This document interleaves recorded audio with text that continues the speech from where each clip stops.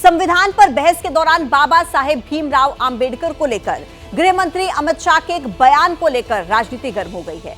विरोधी अब अमित शाह से माफी की मांग कर रहे हैं। कांग्रेस के अध्यक्ष मल्लिकार्जुन खड़गे ने कहा कि अमित शाह ने बाबा साहेब का अपमान किया है। उनके बयान से यह साबित हो गया कि बीजेपी आरएसएस तिरंगे के खिलाफ थे और मेरे जैसे करोड़ों लोगों के लिए बाबा साहेब भगवान से कम नहीं है। तो ये बात कही गई है, देखिए मल्लिकार्जुन खड़गे की तरफ से, कि अपमान किया है बाबा साहेब का अमित शाह ने, और यह भी कहा कि उनके बयान से साबित हो जाता है कि बीजेपी और आरएसएस दोनों तिरंगे के खिलाफ थे और मेरे जैसे करोड़ों लोगों के लिए बाबा साहब भगवान से कम नहीं थे। तो अमित शाह के एक बयान को लेकर राजनीति गर्म है और अब सीधे सीधे मल्लिकार्जुन खड़गे की तरफ से देखिए ये बड़ी बात अमित शाह को लेकर कही गई। कहा कि अमित शाह ने बाबा साहब का अपमान किया और अमित शाह को माफी मांगनी चाहिए। गृह मंत्री अमित शाह ने जो भरे सदन में बाबा साहेब का अपमान किया है, उससे ये फिर से एक बार सिद्ध हो गया कि बीजेपी और आरएसएस तिरंगे के खिलाफ थे। उनके पुरखों ने अशोक चक्र का विरोध किया। संघ परिवार के लोग पहले दिन से भारत के संविधान के बजाय मनुस्मृति को लागू करना चाहते थे। बाबा साहब डॉक्टर अंबेडकर जी ने ये नहीं होने दिया, इसलिए उनके प्रति इतनी घृणा है। मोदी सरकार के मंत्रीगण ये कान खोलकर समझ लें कि मेरे जैसे करोड़ों लोगों के लिए बाबा साहब डॉक्टर अंबेडकर जी भगवान से कम नहीं। वो दलितों, अल्पसंख्यकों, आदिवासियों, पिछड़े वर्ग और गरीबों के मसीहा हैं और हमेशा रहेंगे। ये ट्वीट एक्स पर पोस्ट जो है मल्लिकार्जुन खड़गे की तरफ से किया गया है। अब देखिए आप, गृह मंत्री अमित शाह ने संविधान पर बहस के दौरान संविधान निर्माता बाबा साहेब भीमराव अंबेडकर का जिक्र करते हुए कांग्रेस पर उनकी बातों की अनदेखी करने का आरोप लगाया था। सुनिए संसद में अमित शाह ने ऐसा क्या कहा जिस पर विरोधी हमला बोल रहे हैं। मान्यवर, अभी एक फैशन होगा है अंबेडकर अंबेडकर अंबेडकर अंबेडकर अंबेडकर अंबेडकर। इतना नाम अगर भगवान का लेते हैं तो 7 जन्मों तक स्वर्ग मिल जाता। अच्छी बात है ना? सुनिए तो, सुनिए ना, आप सुनिए ना, मैं बताता हूं। हमें तो आनंद है कि अंबेडकर का नाम लेते हैं। अंबेडकर का नाम अभी 100 बार ज्यादा लो, परंतु साच अर्थ में अंबेडकर जी के प्रति आपका भाव क्या है ये मैं बताता हूं। मान्यवर, अंबेडकर जी को देश की पहली कैबिनेट से इस्तीफा क्यों दे दिया? अंबेडकर जी ने कई बार कहा कि अनुसूचित जातियों और जनजातियों से हुए व्यवहार से मैं असंतुष्ट हूं। सरकार की विदेश नीति से मैं असहमत हूं और आर्टिकल 370 से मैं असहमत हूं। इसलिए वो छोड़ना चाहते थे। उनको आश्वासन दिया गया, आश्वासन पूरा नहीं हुआ। उन्होंने इग्नोरेंस के चलते इस्तीफा दे दिया। तो देखिए, गृह मंत्री अमित शाह की तरफ से जो बयान दिया गया उस पर राहुल गांधी ने भी उन्हें घेरा है। राहुल गांधी ने पोस्ट करते हुए कहा कि मनुस्मृति को मानने वालों को अंबेडकर जी से बेशक तकलीफ होगी।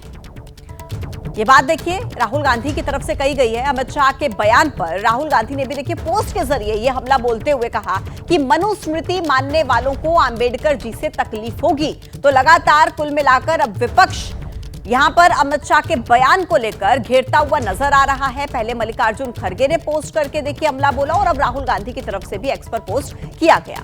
अब आगे बढ़ते हैं। देखिए, बिहार के पूर्व डिप्टी सीएम और आरजेडी नेता तेजस्वी यादव ने भी अंबेडकर पर दिए गए अमित शाह के बयान पर आपत्ति जाहिर की है। तेजस्वी यादव ने कहा कि संविधान के शिल्पकार के प्रति ऐसी घृणित सोच और जिस तरीके से यह कहा गया है वो गलत है। देश के 100 करोड़ से अधिक शोषित दलित, पिछड़े और गरीबों के लिए बाबा साहेब भगवान से कम नहीं है। संविधान निर्माता को लेकर गृह मंत्री की ऐसी संकीर्ण सोच की हम निंदा करते हैं और माफी की मांग करते हैं। ये बात कह रहे हैं तेजस्वी यादव। तो अब तेजस्वी यादव की तरफ से भी कहा गया कि यह संकीर्ण सोच है जिसकी कड़ी निंदा की जानी चाहिए और अमित शाह को इस बयान के लिए माफी मांगनी चाहिए। अमित शाह के बयान पर तेजस्वी यादव भी उन्हें घेरते हुए नजर आए। तो देखिए, राज्यसभा में संविधान पर 2 दिन तक चर्चा चली। अपने भाषण में अमित शाह ने कांग्रेस पर निजी हितों के लिए संविधान में बदलाव करने के आरोप लगाए। अमित शाह ने कहा कि अपने 55 साल के कार्यकाल में कई मौकों पर तुष्टीकरण के लिए संविधान संशोधन किए गए। संसद में संविधान पर 4 दिन पहले शुरू हुई चर्चा का राज्यसभा में समापन हो गया। कि इंदिरा जी और कांग्रेस पार्टी ने संविधान पर राज्यसभा में पक्ष और विपक्ष के तमाम सांसदों के बाद केंद्रीय गृह मंत्री अमित शाह ने संविधान पर अपनी राय रखने के लिए खड़े होते ही विपक्ष की ओर से संविधान बदलने वाले आरोप पर बिना नाम लिए राहुल गांधी को घेर लिया। अभी कुछ राजनेता आए हैं, 54 साल की आयु में अपने आप को युवा कहते हैं और ये घूमते रहते हैं, संविधान बदल देंगे, संविधान बदल देंगे, संविधान बदल देंगे। मैं उनको समझाना चाहता हूं कि संविधान बदलने का प्रोविजन, संविधान के प्रावधानों का बदलने का प्रोविजन अनुच्छेद 368 के अंदर संविधान में ही है। अमित शाह ने देश की आजादी के 75 साल में बीजेपी और कांग्रेस के कार्यकाल में हुए संविधान संशोधनों की संख्या बताते हुए कांग्रेस के दौर में हुए संविधान संशोधनों की नीयत पर सवाल उठा दिया। 16 साल हमने शासन किया, 16 साल में हमने 22 बार संविधान बदला, संविधान के अंदर परिवर्तन की, और कांग्रेस ने 55 साल करा और 55 साल में 77 परिवर्तन कांग्रेस ने भी किए, कांग्रेस के शासन में भी हुए। अब भारतीय जनता पार्टी और कांग्रेस दोनों ने परिवर्तन किए। ये परिवर्तन का टेस्ट कैसा था, किस प्रकार से किए गए? संवैधानिक प्रक्रिया से भी परिवर्तन होते हैं और संविधान को तोड़ मरोड़ कर फॉर्मेलिटी कर कर भी परिवर्तन कर सकते हैं। परिवर्तन करने का उद्देश्य क्या था? गृह मंत्री शाह ने कांग्रेस पर मुस्लिम तुष्टीकरण का आरोप लगाते हुए राजीव गांधी सरकार में हुए संविधान संशोधन की याद दिलाई, जब शाह बानो केस में सुप्रीम कोर्ट के फैसले को तब की सरकार ने संसद में पलट दिया था।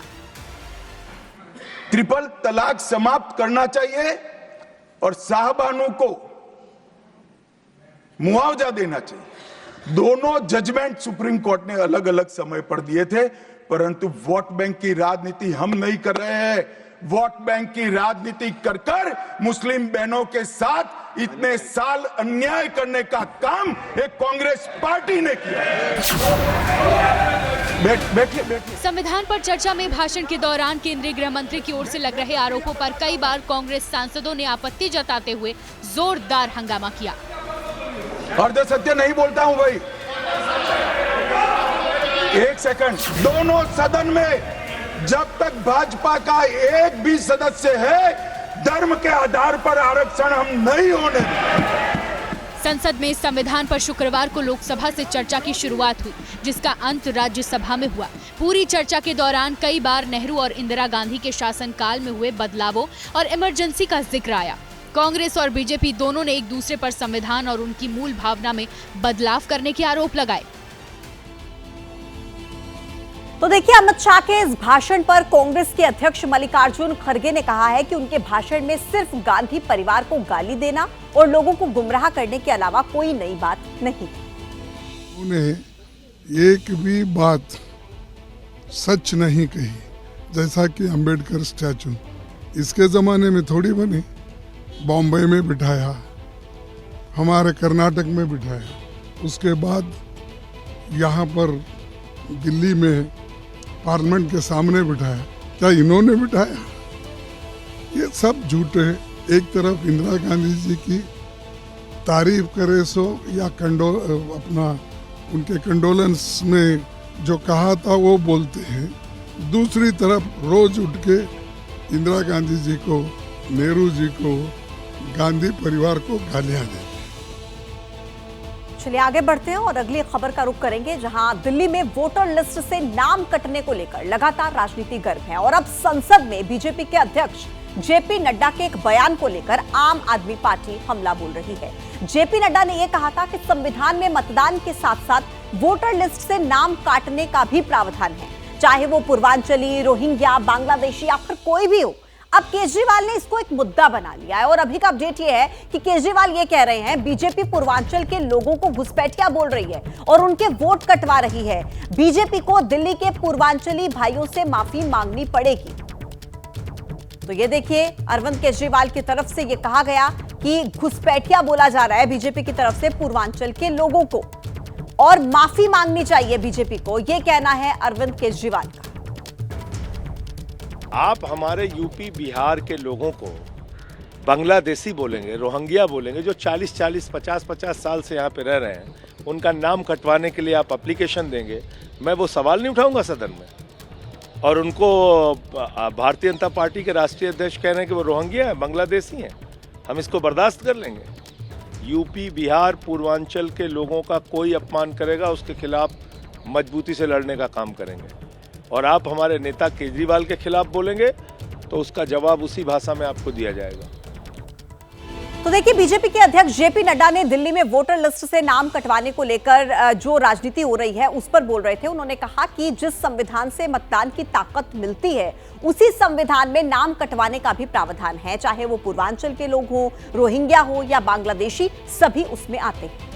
संविधान में, इलेक्शन कमीशन में पूरा अधिकार है किसी व्यक्ति को किसी के वोट पर ऑब्जेक्शन करने का, और ऑब्जेक्शन में रीजन देने का होता है।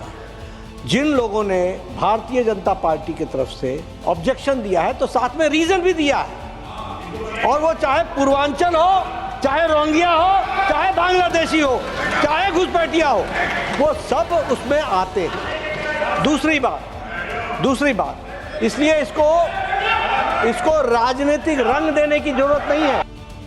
स्पेशल रिपोर्ट में आगे बढ़ते हुए अब बात करेंगे संभल की, जहां पर 46 साल के बाद खुले कार्तिकेय महादेव मंदिर को लेकर बड़ा अपडेट सामने आया है। खबर यह है कि एएसआई के संभल में मिले शिव मंदिर का सर्वे करने जल्द ही एएसआई की टीम आ सकती है। संभल के डीएम ने मंदिर की कार्बन डेटिंग के लिए पत्र लिखा था। उनके मुताबिक एएसआई की टीम आज या कल सर्वे के लिए आ सकती है। तो ये बड़ा अपडेट आप तक पहुंचा रहे हैं। संभल के डीएम की तरफ से एएसआई को पत्र लिखा गया था और ऐसे में टीम सर्वे के लिए आ सकती है। देखिए, 40 साल से बंद पड़ा शिव मंदिर मिलने के बाद सवाल उठ रहे हैं कि संभल के कितने रहस्य हैं और इन रहस्यों से देश अब तक अनजान क्यों था। इन सवालों के बीच मंदिर में पूजा के लिए भक्तों का तांता लगा हुआ है।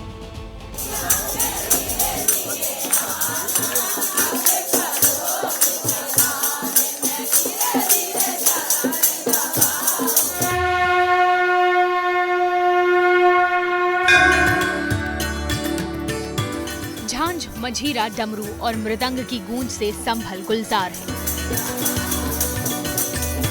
कड़क ठंड के बावजूद सकरी गलियों में महिलाएं भजन कीर्तन में मंत्रमुग्ध हैं। मंगलवार की शाम हनुमान जी के लिए सुंदरकांड का पाठ किया गया। सुबह हो या शाम, भोलेनाथ और बजरंग बली के दर्शन के लिए दूर दूर से भक्तों की टोली संभल पहुंच रही है। और हो भी क्यों ना, 46 बसंत के लंबे इंतजार के बाद कार्तिकेय महादेव मंदिर आजाद हुआ है। भक्तों के लिए कपाट खुले हैं। इस शुभ मुहूर्त का साक्षी बनने के लिए हर श्रद्धालु बेताब है। हमें मंदिर खोल के पूजा चालू कराना है, इसके अतिरिक्त हमारा कोई विवाद नहीं है। काशी खंड में वर्णित है और इस जगह जो है पूजा होगा। श्रद्धा और आस्था के पर्व के केंद्र बने खब्बू सराय में इस माहौल की वजह है यहाँ का 48 साल पुराना इतिहास, जब लोगों को अपना घर और मंदिर छोड़कर जाना पड़ा था। करीब 5 दशक पुराने उन दंगों की वेदना लोगों की आंखों में देखी जा सकती है, जुबान से सुनी जा सकती है। 29 मार्च 1978 को दिन के 1 बजे मंजर शफी, जो एक अलीगढ़ मुस्लिम यूनिवर्सिटी के स्टूडेंट थे, वो अपनी नेतागिरी चमकाने के लिए संभल में आए और आकर उन्होंने रिक्शा पोलर के साथ तहसील पर एसडीएम हया के नारे लगाए। उस समय कक्षा 10 में पढ़ रहा था और सीधा बाद उन्होंने तोड़फोड़ की और कोतवाली तक आते आते उन्होंने बाजार में आगजनी चालू कर दी। खग्गू सराय में अब दर्दनाक कहानियां और साक्ष्य के तौर पर कार्तिकेय मंदिर ही बचा है। प्रशासन की तरफ से अब इस मंदिर को पुराने स्वरूप में लौटाने की पहल शुरू हो गई है। 16 दिसंबर की रात को पुलिस प्रशासन ने इस मंदिर की पैमाइश की। जांच में मकान का कुछ हिस्सा अवैध पाया गया। दरअसल ये इमारत मंदिर से बिल्कुल सटकर बनाई गई है। स्थानीय हिंदुओं का दावा है कि पहले मंदिर के चारों ओर जगह थी, लेकिन अब नहीं है। हालांकि इस दावे में कितना सच है, इसकी जांच की जा रही है। 2-2.5 फीट लगभग है जो बालकनी निकली हुई है, वही गलत है। बस बाकी सब सारे पेपर हमारे पास हैं ओरिजिनल, वो हमने प्रशासन को दिखा दीजिए और वो मान भी गए हैं। बोले जो अवैध है इसे गिरा दो, आप नहीं गिराओगे तो हम गिरा ना दो। हमने कह दिया हम अपनी मर्जी से, अपनी खुशी से सब काम खुद करा दें।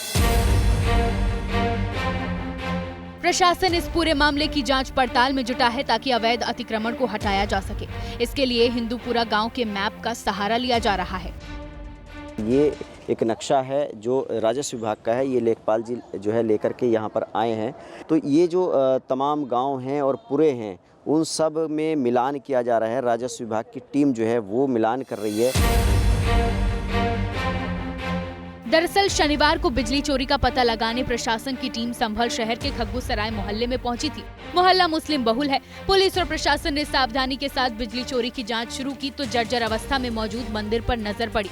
फिर गेट खोले गए तो मंदिर में धूल में सनी साक्षात हनुमान जी की मूर्ति और शिवलिंग विराजमान देखे, जिसने संभल के इतिहास के पन्नों को फिर पलट कर रख दिया। देखिए, पंजाब में आज किसान संगठनों ने रेल रोको आंदोलन का ऐलान किया है। दोपहर 12 बजे से 3 बजे तक ट्रेन रोकने की घोषणा की गई है। इस वक्त का बड़ा अपडेट यह है कि किसान संगठनों ने सुप्रीम कोर्ट की बनाई गई कमेटी से बात करने से इनकार कर दिया है और इसके लिए कमेटी के अध्यक्ष को चिट्ठी भी लिखी है। किसान संगठनों का कहना है कि सिर्फ खाना पूर्ति के लिए कमेटी बनाई गई है, वो सिर्फ केंद्र सरकार के प्रतिनिधियों से ही बात करेंगे। आज कमेटी के साथ बैठक होनी थी, लेकिन देखिए मना कर दिया गया है किसान संगठनों की तरफ से। उन्होंने कहा कि केवल खाना पूर्ति के लिए है ये और हम केवल केंद्र सरकार के जो प्रतिनिधि हैं उन्हीं से बात करेंगे, बाकी किसी से हम बातचीत नहीं करेंगे। तो किसान संगठनों की तरफ से देखिए रेल रोको आंदोलन की शुरुआत की जा रही है और आज 12 बजे से लेकर के 3 बजे तक ट्रेन को रोकने का फैसला किसानों की तरफ से लिया गया है। रेल रोको आंदोलन का ऐलान आज के लिए और सुप्रीम कोर्ट की तरफ से जो कमेटी बनाई गई है उससे बात करने से किसान संगठनों ने इनकार कर दिया है। अब आगे बढ़ते हुए अगली बड़ी खबर है जम्मू के कठुआ से, जहां पर अग्निकांड हुआ है। 6 लोगों की मौत की खबर आ रही है। रिटायर्ड डीएसपी के घर पर संदिग्ध परिस्थितियों में आग लगने की खबर है और आग की चपेट में आकर रिटायर्ड डीएसपी की भी मौत हो गई है। अग्निकांड में 4 लोग बुरी तरह से घायल भी हुए हैं। तस्वीरें आपके सामने हैं। जम्मू के कठुआ से ये पूरा मामला सामने आया है। अग्निकांड का 6 लोगों की दर्दनाक मौत। रिटायर्ड डीएसपी के घर संदिग्ध परिस्थितियों में आग लगी है और इसमें रिटायर्ड डीएसपी की भी मौत हो गई है। अब अंदर आए तो आग की लपटें निकल रही थी। जब मैं अंदर पहुंचा तो लेडी चिल्ला रही थी कि बच्चे निकालो, बच्चे निकालो। तो मैंने दरवाज़ा खोला तो अंदर धुआं ही धुआं था। अंदर पता नहीं चल रहा था कि किस साइड बच्चे सोए हैं, किस साइड क्या है। फिर मैं अंदर गया तो मैंने एक लड़की, फर्स्ट में लड़की थी, उसको खींच करके बड़ी मुश्किल लाया, बाहर रखा। बाहर रखने के बाद में मैंने चेक किया कि वो डेड हो गई थी। फिर मैंने दूसरी कोशिश की तो मेरे हाथ में बच्चा आया। धुआं बहुत था, बच्चा आया। वो बच्चा कोई 5-6 साल का था। 6 लोगों की डेथ हुई है सर।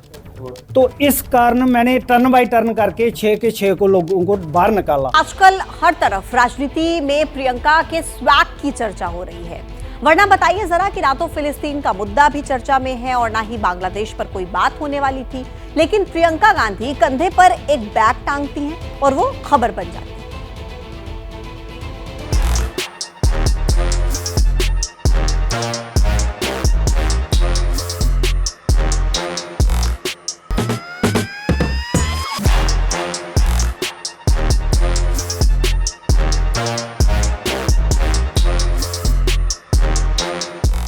प्रियंका गांधी की राजनीति का वो स्टाइल है जिसे चाहकर भी विरोधी नजरअंदाज नहीं कर पा रहे हैं। अदानी से लेकर फिलिस्तीन तक के मुद्दे पर ये प्रियंका का वो सियासी दांव है जिसे देखकर बीजेपी ताव में आ रही है। जब से गांधी परिवार के सदस्य राजनीति कर रहे हैं, वो अपने कंधे पर तुष्टीकरण के बैग को ही लटकाकर चल रहे हैं।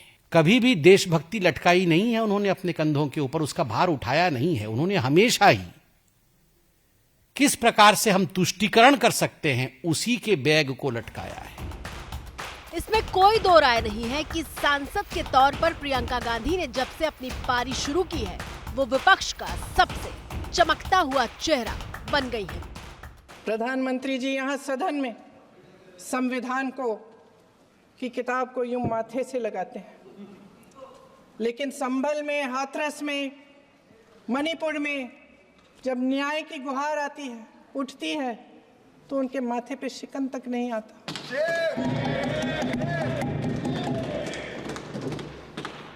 शायद समझ नहीं पाए हैं कि भारत का संविधान संघ का विधान नहीं है।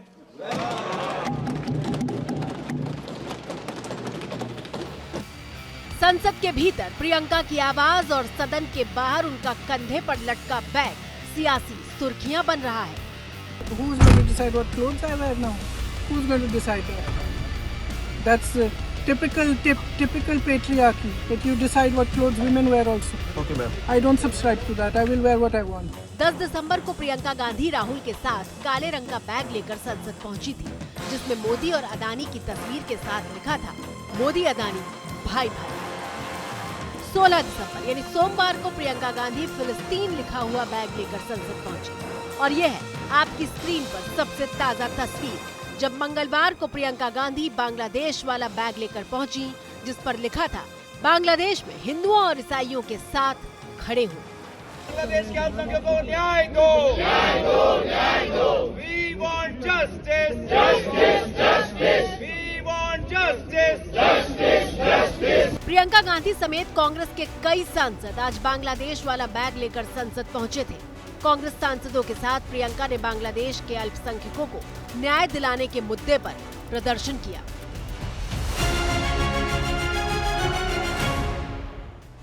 प्रियंका ने बांग्लादेश के मुद्दे पर संसद में किए प्रदर्शन की तस्वीरों को शेयर करते हुए एक्स पर लिखा, अयम निज परोवेति गणना लघु चेत साम उदार चरितानाम तू वसुधैव कुटुंबकम, यानी कि ये मेरा है वो पराया है, ऐसा छोटे विचार के लोग करते हैं। उच्च चरित्र वाले लोग समस्त संसार को ही अपना परिवार मानते हैं।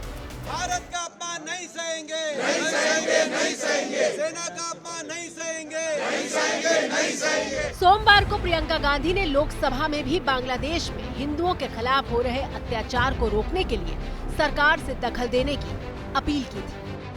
महोदया जी, मैं संक्षिप्त में बोल देती हूँ। कंप्लीट करिए। 2 मुद्दे हैं, संक्षिप्त में बोल देती हूँ।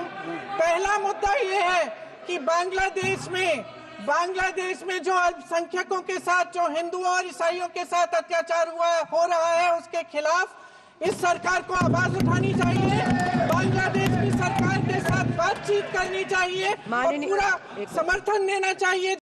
16 दिसंबर को प्रियंका ने सदन के भीतर बांग्लादेश के मुद्दे पर बात की थी, क्योंकि ये भारत के विजय दिवस की तारीख है।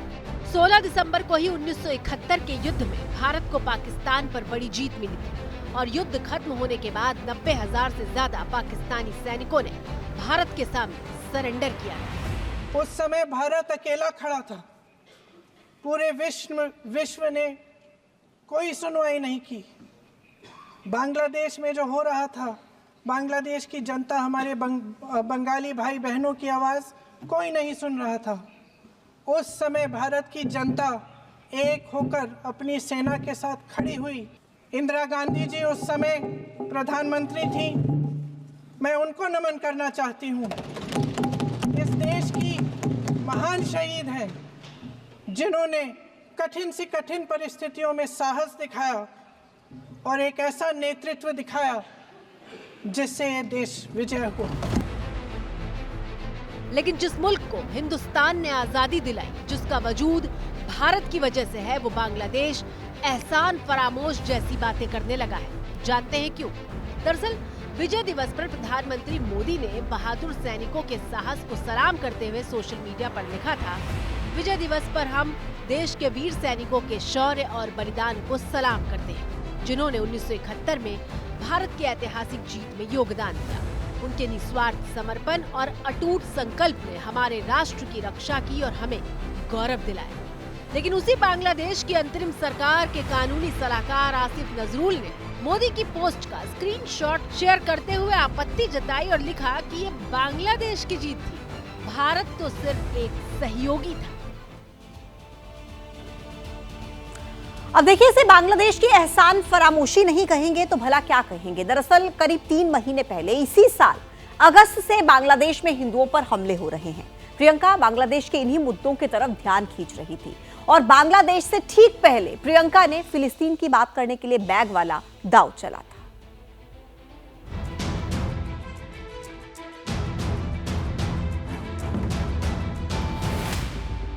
तस्वीरें सोमवार की हैं, जब प्रियंका गांधी फिलिस्तीन लिखा हुआ बैग कंधे पर टांगकर संसद पहुंची थी। इस बैग में फिलिस्तीन से जुड़े जो प्रतीक बने हुए हैं, उसके जरिए प्रियंका संदेश दे रही थी कि फिलिस्तीन आजाद होगा। प्रियंका फिलिस्तीन की आजादी की वकालत करने वाला बैग लेकर संसद पहुंची तो बीजेपी ने चौतरफा हमले शुरू कर दिए। प्रियंका जी के बैग पे अगर फिलिस्तीन लिखा है तो आप समझ लीजिए कि उनका भारत से कोई मतलब नहीं है। अभी तो कुछ दिन पहले तक इटली लिखा हुआ था, अब फिलिस्तीन लिखा हुआ है। पता नहीं भारत कब लिखा जाएगा। भारत में तो कांग्रेस ने और हमारे विरोधियों ने माइनॉरिटी मतलब मुस्लिम ये कर दिया, और अब वो हिंदुओं के लिए यहाँ पे चिल्ला रहे हैं, तो ये सच में भारत में बड़ा परिवर्तन है और शायद ये मोदी मैजिक है। झोले बैग से नहीं होता ना भाई, ये पंचायत इतनी बड़ी बनी है देश की, यहाँ बैग लेके हम भी आए और चुपचाप रहे, कोई सिग्नल दे के चले जाए। सिग्नल वाला समय गया, अभी कथनी करनी है। चलिए आपको थोड़ा बारीकी से प्रियंका के फिलिस्तीन वाले बैग के बारे में बताते हैं। प्रियंका के इस बैग पर ऑलिव ब्रांच है। दरअसल फिलिस्तीन में 1 लाख परिवार ऑलिव की खेती करते हैं। फिलिस्तीनियों का मानना है कि ऑलिव ब्रांच शांति और उनकी जमीन पर कब्जे को खत्म करने का संदेश देता है। बैग पर तरबूज का चित्र है। दरअसल तरबूज फिलिस्तीन के झंडे को दर्शाता है। 1967 में इजराइल ने झंडे पर बैन लगाया था। प्रियंका के बैग पर सत्ता पक्ष ने आपत्ति जताई तो उन्होंने अभिव्यक्ति के अधिकार का जिक्र करके जवाब दिया। Who's going to decide what clothes I wear now? Who's going to decide that? That's typical patriarchy, that you decide what clothes women wear also. Okay, ma'am. I don't subscribe to that. I will wear what I want. और ये पहली बार नहीं है जब प्रियंका गांधी ने फिलिस्तीन का समर्थन किया है। इससे पहले उन्होंने 11 दिसंबर को फिलिस्तीन के राजदूत से मुलाकात की थी। फिलिस्तीनी राजदूत ने प्रियंका गांधी को वायनाड लोकसभा उपचुनाव में जीत की बधाई दी थी। वो जो फलस्तीन का बैग लिए घूम रही हैं वो गलती से नहीं है, वो सच में फलस्तीन को प्यार करती हैं।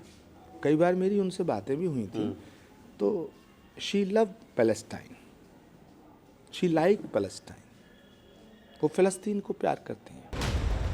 इजराइल और फिलिस्तीन के बीच पिछले 1 साल से युद्ध चल रहा है और इस जंग में 45,000 से ज्यादा मौतें हो चुकी हैं। प्रियंका हमेशा से फिलिस्तीन के समर्थन में खड़ी रही हैं और खुलकर इजराइल की आलोचना भी कर चुकी हैं। इसी साल प्रियंका गांधी ने गजा में इजरायली कार्रवाई को नरसंहार करार दिया था। प्रियंका गांधी की बैग वाली पॉलिटिक्स की गूंज पाकिस्तान तक में सुनाई देने लगी है। पाकिस्तान के पूर्व मंत्री फवाद चौधरी ने संसद में प्रियंका के फिलिस्तीनी बैग की तारीफ करते हुए लिखा कि ऐसी हिम्मत तो पाकिस्तानी सांसद भी नहीं दिखा पाए।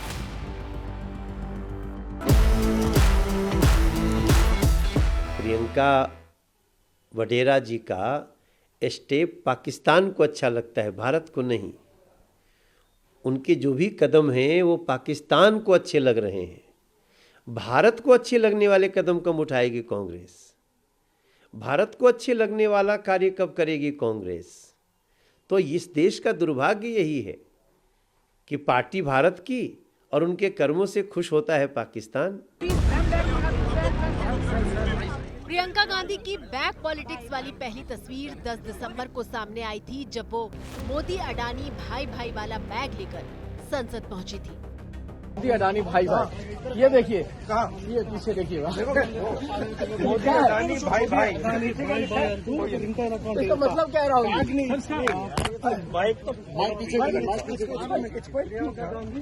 काफी क्यूट है, देखो डिजाइन किसने किया डिजाइन? सबसे पहले प्रियंका के कंधे पर ये बैग था और फिर सदन के भीतर तमाम कांग्रेस सांसद इसी बैग के साथ नारेबाजी करते हुए दिखाई दिए थे।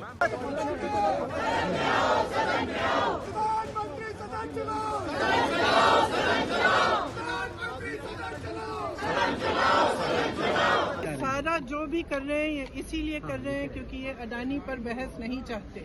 सीधी सी बात है, ये जानते हैं कि घूस दिया गया है, ये जानते हैं कि आज देश की जनता तरस रही है। जो बिजली के बिल उनको आ रहे हैं, लोगों को, गरीब लोग हैं वो दे नहीं पा रहे हैं, और इतने बड़े बड़े बिल आ रहे हैं क्योंकि इन लोगों ने घूस खाई है। वायनाड से लेकर ललितपुर तक इस देश का प्रियंका के तेवर आक्रामक है। वो सदन में सरकार पर सीधा प्रहार करती दिखाई दे रही हैं। आज संसद में बैठे हुए सत्ता पक्ष के मेरे साथी ज्यादा से ज्यादा अतीत की बातें करते हैं। सन 1921 में क्या हुआ, कब हुआ, नेहरू जी ने क्या किया। अरे वर्तमान की बात करिए, देश को बताइए आप क्या कर रहे हैं, आपकी जिम्मेदारी क्या है। कि सारी जिम्मेदारी जवाहरलाल नेहरू की है। केरल के वायनाड से जीतकर पहली बार संसद पहुंची प्रियंका गांधी के अंदाज को देखकर हर कोई हैरान है। प्रधानमंत्री जी ने एक नई चीज नहीं बोली, वॉर कर दिया पूरी तरह से।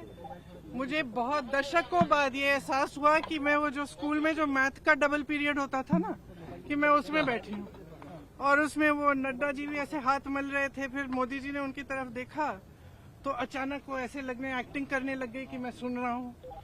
अमित शाह जी यूं यूं अपना सर छू रहे थे कि खोखले 11 संकल्प, अगर भ्रष्टाचार के प्रति 0 टॉलरेंस है तो अडानी पे बहस तो करो। अध्यक्ष महोदय जी, संविधान के 75 साल पूरे होने पर विपक्ष की तरफ से भाषण की शुरुआत प्रियंका गांधी ने की थी और उनके 31 मिनट के भाषण की हर किसी ने तारीफ की थी। जितने भी कानून बने हैं वो सब बड़े बड़े उद्योगपतियों के लिए बन रहे हैं। हिमाचल में जो सेब उगता था, उसके जो छोटे छोटे किसान हैं वह रो रहे हैं, क्योंकि एक व्यक्ति के लिए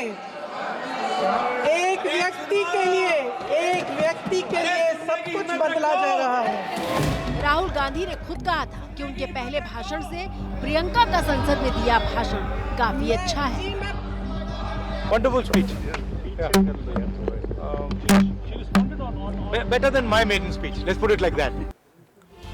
तो देखिए, पहले योगी ने प्रियंका के फिलिस्तीन वाले बैग को लेकर हमला किया और अब प्रियंका ने एक्स पर पोस्ट करते हुए लिखा कि यूपी के युवाओं को यहां पर रोजगार देने की जगह उन्हें युद्धग्रस्त इजराइल भेजने वाले इसे अपनी उपलब्धि बता रहे हैं। उन्हें ना तो प्रदेश की बेरोजगारी का हाल पता है, ना ही उन युवाओं और उनके परिवारों की पीड़ा। खबरों के मुताबिक इजराइल में काम करने गए युवा बंकरों में छुपकर अपनी जान बचा रहे हैं और कंपनियां उनका शोषण कर रही हैं। उनके परिवार वाले हर दम डरे रहते हैं। हमारे होनहार युवा रोजगार के लिए जान जोखिम में डालने को मजबूर हैं, क्योंकि आप रोजगार नहीं दे सकते। अपने युवाओं को रोजगार के लिए युद्ध क्षेत्र में झोंक देना पीठ थपथपाने की नहीं बल्कि शर्म की बात है।